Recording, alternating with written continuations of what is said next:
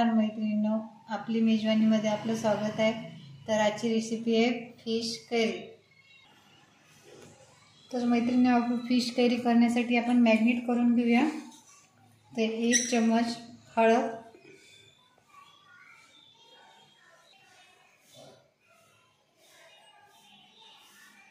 1 चम्मच काश्मीरी मिरची, चवीनुसार मीठ,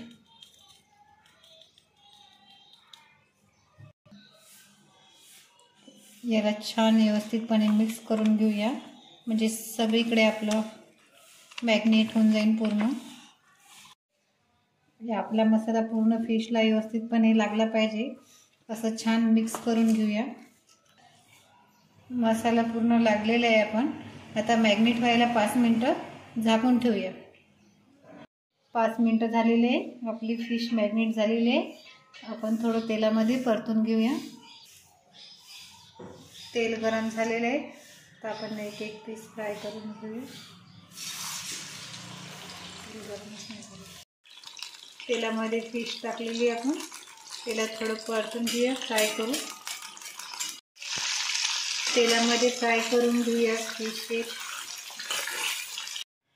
फ्राय करून घेतलेली आहे फिश छान हलकीशी। हे आपण फिश फ्राय केली होती त्याच्यातलंच तेल आपण भाजीला घेऊया। 1 चम्मच लसूण आल्याची पेस्ट,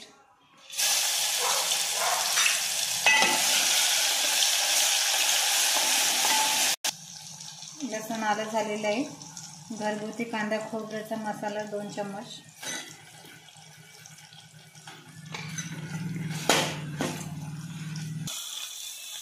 या मसाल्याला छान तेलामध्ये फ्राय होऊ द्यायचा आहे।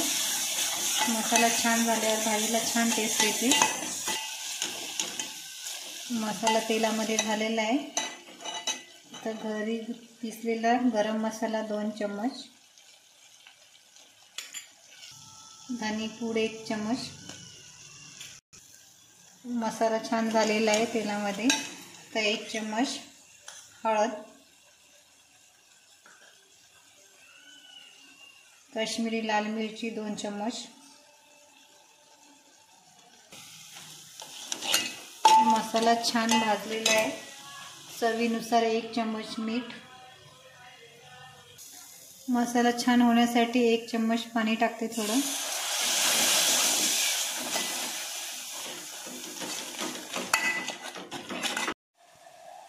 मसाला छान झालेला आहे, बघा कशी तर्र आलेलं आहे, छान ग्रेव्ही आलेली तयार झालेली आहे। ग्रेव्ही पातळ करण्यासाठी थोडं आणखीन पाणी घालूया, हवा तसा रस्सा करण्यासाठी। छान ग्रेव्ही तयार झालेली आहे आपली। याला 5 मिनिटं उकळी आल्यावर आपण फ्राय केलेली फिश याच्यामध्ये टाकूया। भाजीला छान उकळी आलेली आहे, तर आपण फिश फ्राय केलेले पीस टाकूया याच्यात। ही आपली छान फिश करी तयार झालेली आहे। छान तर्रा आलेला आहे भाजीला। छान आपली फिश करी तयार झालेली आहे। बारीक चिरलेल्या कोथिंबीरने आपण गार्निशिंग करूया। फिश करी आवडल्यास कमेंटमध्ये सांगा, घरी करून बघा, लाईक करा, शेअर करा, सबस्क्राईब करा। धन्यवाद।